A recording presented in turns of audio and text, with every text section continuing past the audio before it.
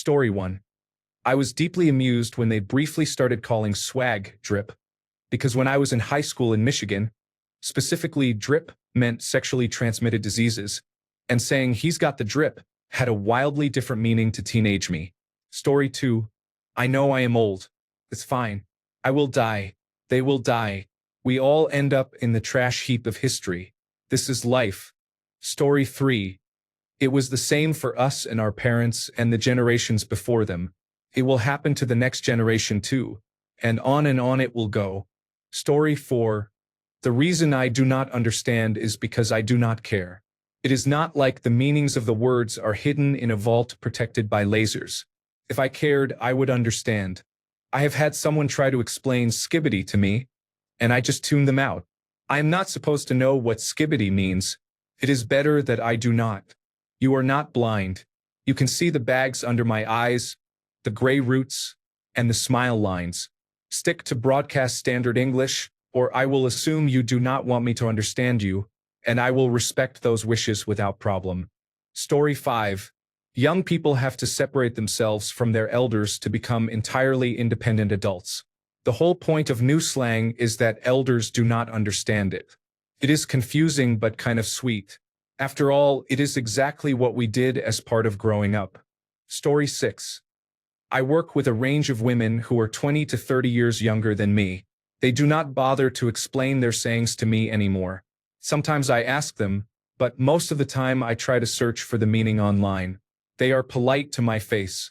I like it when they say something unintelligible and then laugh together. They also refer to things they must have seen on social media because I have no idea what they are talking about. Story 7. It all depends on the young person. If it is obvious that they are not able to speak normally, then I actually feel bad for them. Story 8.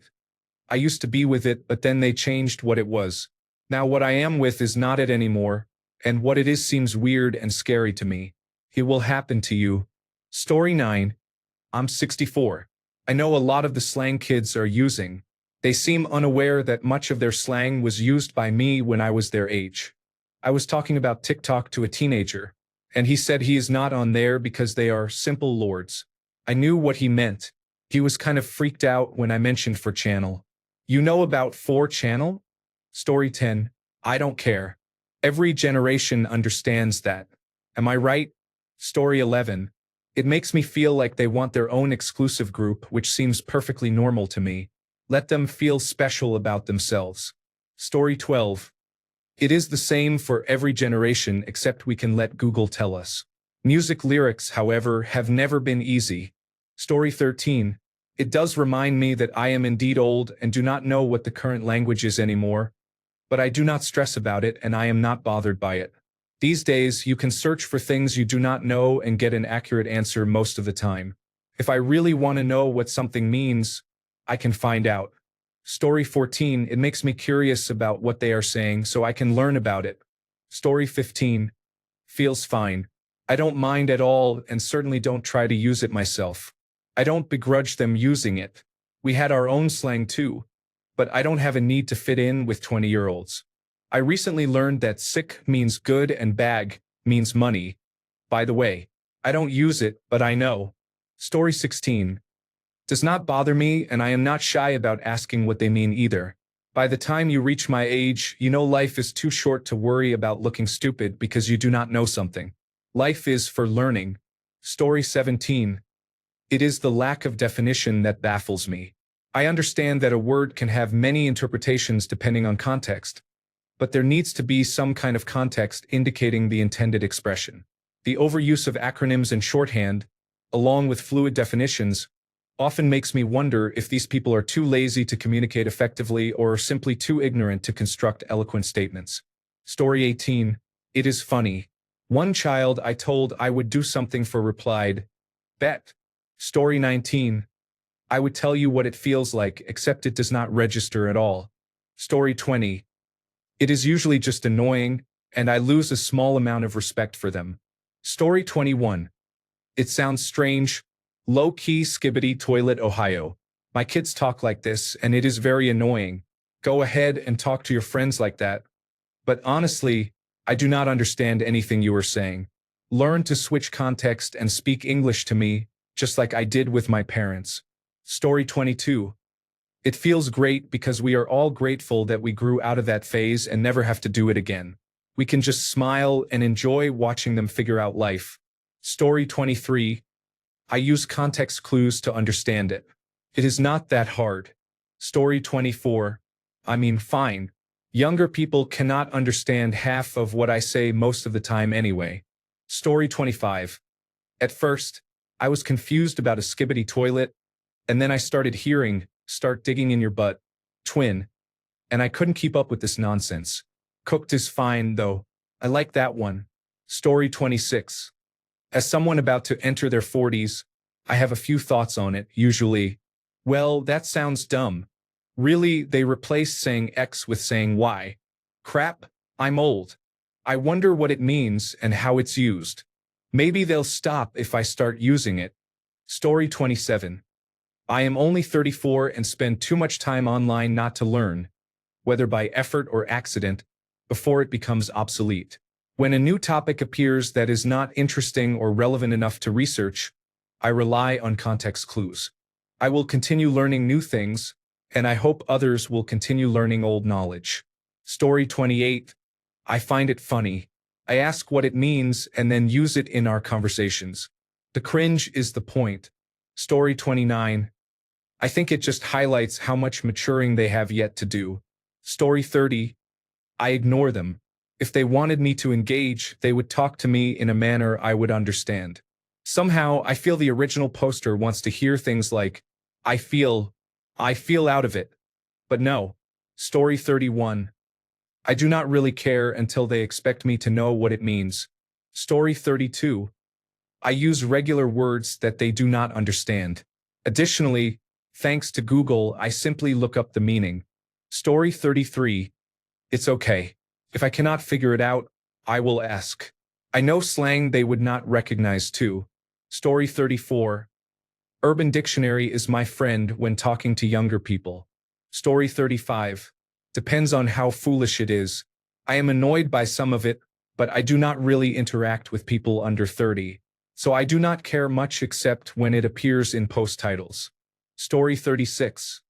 I just start speaking a language they do not know. The language is based on the 3 years of German I took 35 years ago, but I do not remember most of it. If someone nearby actually knows German, they will look at me as if I were mentally deficient. Story 37. I just tune it out. If interested, I will search the meaning. Story 38. They sound unintelligent just as we sounded unintelligent to older people when we were younger. Story 39. Usually confusion because I swear it was like 2 years ago that I do not know my best friend Jill was the new slang and I glitch out when I realize that it has been more like 15 plus years. Story 40. It feels like me in France where I understand some but not enough. Story 41. The same way they feel when we use slang they do not understand. Story 42. No lie, you are not realizing that I am serious. It is strange. Story 43. Every generation has its jargon. Every generation grows out of 95% of it because communicating clearly becomes a higher priority than repeating meaningless meme content. The remaining 5% is useful enough to stick around, so it becomes part of mainstream usage. Then the next generation creates its own new expressions, and the cycle begins again. Story 44. If they were a true expert in dining conversation, then they would make sure they were easily understood now, wouldn't they? Story 45. I simply ask without shame. That is new for me. Catch me up? Language has always changed, and it will continue to do so. I will not die on the hill with my Oxford comma. Story 46. I have reached the point where I ask, what is this nonsense they have made up now? Foolish children. Story 47. I will search for it later. I can also use phrases that they do not understand. Story 48. The Simpsons scene with Abraham Simpson saying, "It will happen to you," replays in my head, so I always end up giggling. Story 49. The fun thing about having younger friends online is learning slang by context. Story 50.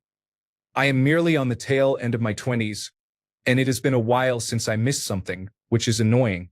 On one hand, There is the frustration of being out of the loop, but even when I am involved, it tends to be worse because sometimes the information is so incorrect. Probably was not better when I was younger, I know that, but still. Imagine someone told you that a dog is a cat and a cat is a dog, then proceeded to laugh like a maniac. That is how it sometimes feels. Story 51. It makes me cry a little bit. Becoming old is not something I ever thought would happen, honestly. I like to think I'm a cool guy. I have listened to underground music my entire life. It's the same feeling when I now look at lineups at these festivals and don't know 99% of the bands playing. I don't know exactly when it happened in my life, but I just stopped listening to new music.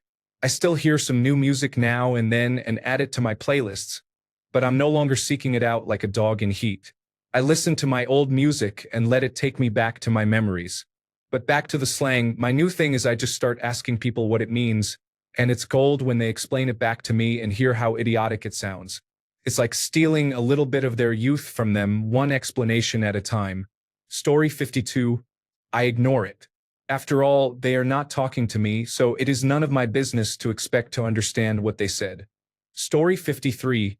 It's fine. If I do not understand, I just ask. It is not a big deal. Story 54. Normal. If I care enough, I will find out. Hopefully, that approach works both ways. Story 55. It bothers me when someone dwells on the differences. Let us all try to be one people and move on. Story 56. Momentary confusion? Then I search for the slang and understand it. Story 57. It's giving socially handicapped by the pandemic. Back in my day, when boomer meant born during the baby boom, I don't recall the boomers feeling sorry and concerned for us. They were angry and clutching their pearls at our slacker lack of discipline. But are you going to be okay? You are all kind of damaged and overwhelmed. Story 58. 34-year-old male.